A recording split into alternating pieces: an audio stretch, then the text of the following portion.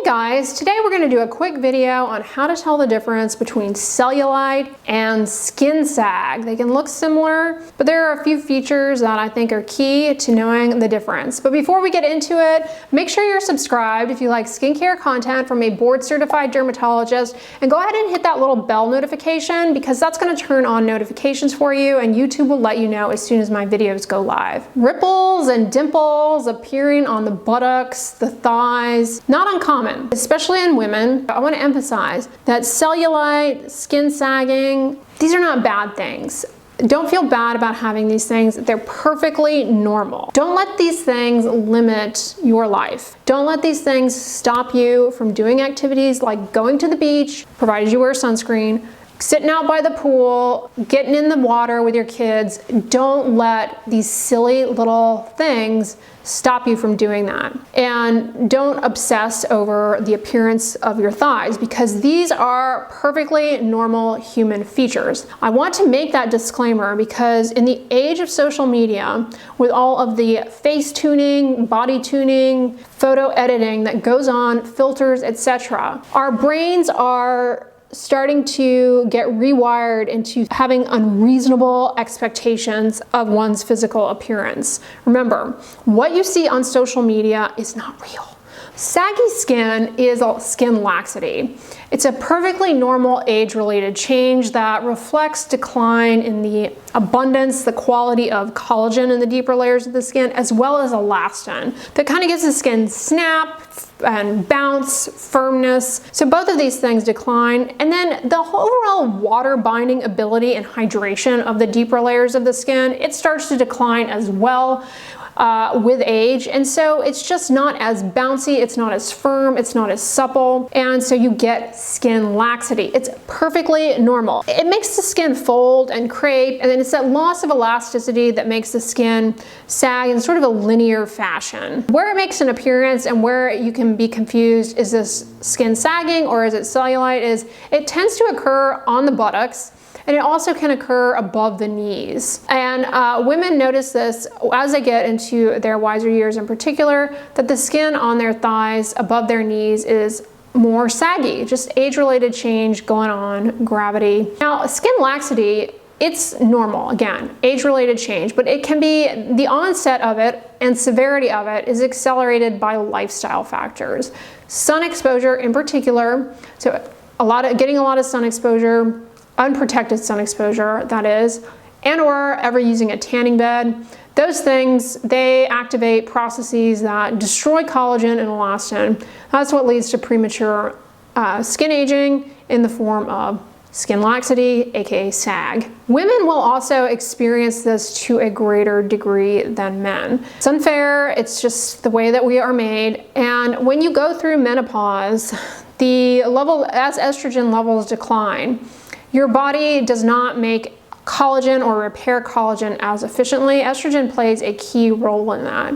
So much so that definitely check out my video on the skin benefits of birth control. I go over how hormones can certainly improve collagen in the skin and firmness. A lot of women notice, as a side note, if they go on hormone replacement therapy, that their skin is firmer, more glowy, looks more youthful, radiant. That's why. Estrogen definitely does play a role in building healthy collagen. And of course, smoking contributes to sagging of the skin, skin laxity, because smoking upregulates those collagen chewing enzymes, creates a lot of free radicals that destroy proteins, and deplete the antioxidants that are sort of like there to help us out against environmental stressors. When you smoke, all of that is just kind of pushed away and depleted very prematurely, and you're a lot more vulnerable to environmental stressors. If you live in a polluted environment, research is showing that contributes to accelerated onset of the visible signs of skin aging.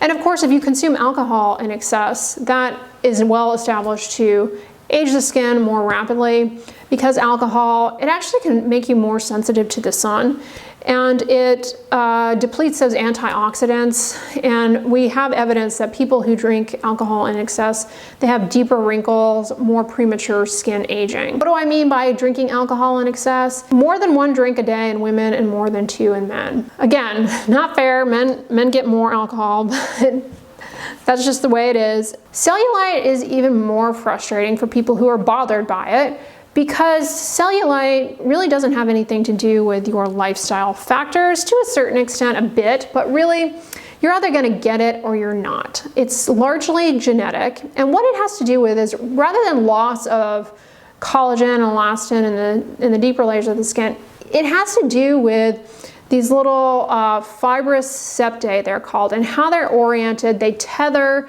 to the skin perpendicular, and they kind of pull down, almost like that plastic stuff that goes around a six-pack of beer or soda. You know, those little plastic rings. That's kind of what the mechanism, kind of think of that pulling down on your skin. The fat bulges. The fat is normal, okay? The fat is normal. It's normal to have fat, otherwise you would die. The fat that's under the skin, it comes through that meshwork of those fibrous septae, and that's why it looks dimpled. Estrogen actually probably does play a role in that, and it has to do with the fibrous septae in women tend to be oriented slightly differently than in men, so yet another reason why cellulite is more of a problem in women than in men. Those tiny little tethering bands, they create this like pin cushion effect that is basically, again, the fat underneath the skin kind of bulging out, and that's what gives that dimpled appearance. One way that can be pretty quick and easy to tell the difference between laxity and cellulite is if you stretch the skin out with your finger, you pull it taut. With laxity, the dimpling will go away when you pull the skin taut. With cellulite, it won't. It doesn't always work to do it that way, depending on the location. It can be kind of ambiguous, but that is a quick and easy way. The other way is if you look at the border of the dimples, if you're kind of able to make it out, get yourself a mirror if you so choose. Side light it. That'll give you a better view, and you can make out the borders of the ripples, the dimpling. And with cellulite, because those fibrous bands are there and they're tethering the skin, the border around the dimple is a lot more uniform. Whereas with laxity, it's a lot more irregular, it can be kind of more linear shaped. When you have saggy skin laxity, the skin itself tends to appear dry. And because of that, you may notice that things look a bit more glamorous, smooth, when you simply apply moisturizer more consistently. It hydrates up that top layer of the skin. It's not going to firm the skin so much so that it completely goes away, but you can get kind of a quick aesthetic hit. I made a rhyme there. Whereas with cellulite, the skin looks good overlying it. The skin, depending on how much overlying sun damage you might have. But again, cellulite is not related to sun damage or really to lifestyle factors. The overlying skin can be firm, hydrated. You can put moisturizer on until the cows come home and you're not going to see any difference. Again, like I said, there's nothing wrong with having cellulite, nor is there anything wrong with having skin laxity. They're perfectly normal. They're very common. It doesn't mean that you did anything wrong or that you're defective. It just means that you have a body. So congratulations. You have a head attached to a body, winning. So don't beat yourself up over these things, and don't let the Kardashians fool you into thinking that somehow you're defective. Now, people still want to correct these things or improve the appearance of them. We're all always looking to improve the appearance of X, Y, and Z. Now, there are a variety of body contouring procedures on the market that can improve either of these issues. I've got videos on a lot of these. Things like radio frequency, ultrasound, microneedling can tighten and tone the overlying skin.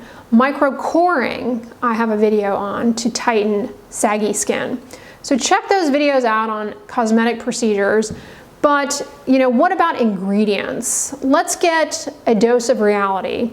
A cream, a lotion, a potion, a serum, it's not going to take these things away. It's really not. Even, it's just not. You're not going to go into the store and buy something that's going to remove skin laxity, that's going to get rid of cellulite. They don't work, and it's just another money-making scheme. But there are some ingredients that suggest promise, may have some benefit. When we're talking about cellulite, caffeine applied to the skin, there's some thought that actually may improve the look of cellulite. the mechanism has never made much sense to me. Some people say it dehydrates the fat cells. How? I mean, it doesn't make a whole lot of sense to me. Caffeine can cause vasoconstriction of the blood vessels. I just really don't see that the mechanism is that plausible, but there is some evidence that perhaps a caffeine cream may modestly improve the look of cellulite, but it's very weak evidence. I've got a video all about caffeine creams. Caffeine, you know, I do worry about systemic absorption with with caffeine creams that have a lot of caffeine in them, especially if you're pregnant. And caffeine creams are also like very popular with bodybuilders to kind of get a more tight look, augment the appearance of underlying muscles. But yeah, again, it's not going to remove the cellulite. Now, a sunless tanning product can actually make cellulite look a little less noticeable just by cosmetic camouflage. Sunless tanning products are also a good thing to choose if you're looking to camouflage the appearance of like little varicose veins and things like that. There's not really an ingredient that's going to change the game when it comes to cellulite. Likewise, when it comes to saggy skin, skin laxity, there's a lot of stuff there that is just gone, and volume replacement is the name of the game. Products are just not going to do that. Products are just not going to replace volume. Ingredients that make sense for having a skin firming effect in the deeper layers of the skin, where they actually can improve collagen down there to really firm things up potentially, are going to be retinoid or retinol. But don't get it twisted. Retinol or even the prescription retinoids, they're not that good that they're going to take saggy skin and make it completely taut and youthful again. Topical retinoids and retinols, they also can improve the look of overlying sun damage and age-related change. They can help the skin long-term hold on to water better, so the skin overall just looks smoother, more hydrated. Now, a product with retinol for the body that I've recommended before, I have a whole video as a side note on body retinols. This is one of them. You can buy it, sometimes you can buy it at TJ Maxx actually. It's Advanced Clinical's Retinol Advanced Firming Cream. This is a fragrance-free retinol for the body. You certainly can use prescription tretinoin on the body, prescription retinoids. You can use your retinol face serum on the body. Those actually might be a higher percentage. I don't know what the percentage of retinol in this product is, but it is intended for the body and it's pretty affordable. I find it's very hydrating. Likewise, this one's more expensive. It's a retinol body moisturizer by Replenix. Their retinol smoothing tighten body lotion. It has green tea polyphenols, which are antioxidants, can help minimize environmental stress. It has ceramides in it, which are helpful for the moisture barrier. So these things are going to offer more of a cosmetic benefit for the overlying skin. They're not going to make the skin tight and taut. No product's going to do that. But they can improve the look of like crepiness, which can come with skin laxity. Now, another ingredient family that shows promise is alpha hydroxy acids. I recently did a video on benefits of using alpha hydroxy acids, why consider them, why considering introducing them. And you'll remember from that video that at higher strengths, alpha hydroxy acids like lactic acid, glycolic acid, there's evidence that they can improve collagen production. So for the body, you've got a very affordable product, although some people don't like the way it smells, and that is amlactin daily. It's also really good for improving overlying roughness, and long-term it just improves how well the skin stays hydrated, because this helps with moisture retention. It's good if you have keratosis pilaris. I get keratosis pilaris, that rough and bumpy skin on the backs of my thighs, so I actually use it there all the time. That fine wrinkling that you can get in those areas, like above the knees, using this long term can improve the look of that. Again, not gonna pull it down tight or anything, but can improve the look of it. And then Replenix has their glycolic acid resurfacing body lotion, 15% glycolic acid. This also has the green tea polyphenols, and it has CoQ10, otherwise known as ubiquinone. That's an antioxidant that is naturally present in our skin, but gets depleted with age and exposure to environmental stressors. There's some evidence that applying it to the skin can help minimize damage upon exposure to those insults. When I say skincare products can only do so much, this is a perfect example of that, because these products, while they can improve the look of the overlying skin, help with moisture retention and everything, they're not really going to change the game for you. And you know, if you are really bothered by it, yes, there are certain cosmetic procedures that you can pursue to improve the look of it further. Don't underestimate the power of those lifestyle factors: staying fit, exercising, eating a healthy diet, not smoking, not drinking alcohol in excess, protecting your skin from the sun. These things can go a long way in at least preventing premature onset of excessive skin laxity. They're not going to reverse existing skin laxity, but they can help make it so that they don't get much worse. Speaking of lifestyle factors, while they don't play a huge role in cellulite, if you build some muscle, say for example in your thighs, you make sure you stay active, you're walking, that muscle can just kind of help smooth things out a bit too, simply by space filling. So that definitely can have some cosmetic benefit for sure as well. It's good for your cardiovascular system, improves circulation.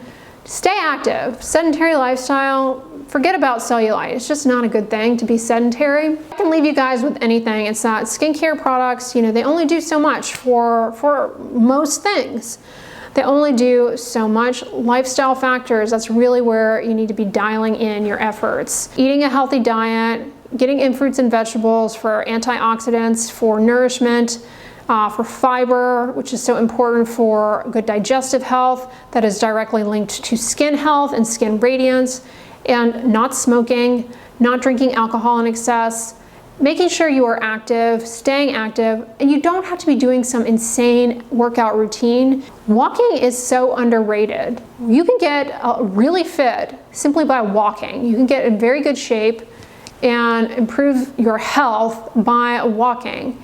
30 minutes a day, make it a commitment. You can do it. Even if you're super busy, you feel as though there's no time, you can make time to walk 30 minutes a day. It doesn't have to be all at once even, whether that's parking farther away, choosing to take the stairs, multitasking with a treadmill, and you know, listening to a lecture if you're in school. That is a great way to get in your steps. You know, if you have access to a gym and or a treadmill. Walking around the neighborhood, good to get out, get fresh air, get away from the computer screens. Can help with your stress, which can help you sleep better. All that feeds into a better lifestyle. Walking really makes a difference. Speaking of walking, one thing too, if you don't have access to a treadmill or whatever, I have always personally really enjoyed here on YouTube, which is totally free, the Leslie Sanson walk at home workouts. They're kind of more like a bit of a aerobic exercise in addition to walking, but it's like walking to music.